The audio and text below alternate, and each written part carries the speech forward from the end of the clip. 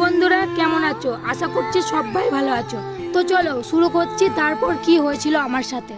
এরকমভাবে কাটছিল দুঃখে কষ্টে দিনগুলো। কিছু মাস পর হঠাৎ একদিন রাতে ফেসবুক ঘাঁটছি, একটা ছেলে আমায় SMS করলো। আমি তাকে ইগনোর করলাম। তারপর থেকে আমি স্যাড স্টোরি দিলে সে আমায় বকতো।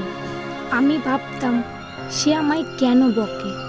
তারপর আমি তাকে জিজ্ঞাসা করলাম, তুমি কেন বকো আমায়?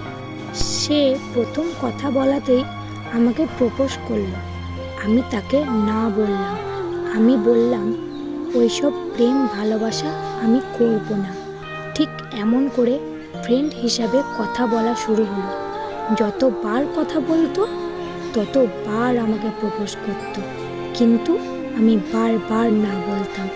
এইভাবে কিছু মাস কেটে গেল। তারপর থেকে ওর প্রতি আমার মনের মধ্যে একটু একটু করে ভালোবাসা জন্মায়।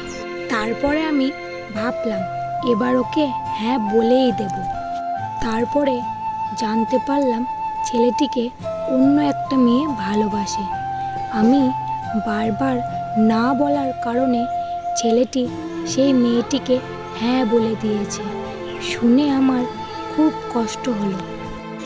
এদিকে আমিও রাগ করে অন্য একটি ছেলের সাথে সম্পর্কে জড়িয়ে যাই। তো বন্ধুরা এখানেই শেষ নয়, এখনও জানতে পারবে নেক্সট পার্টে।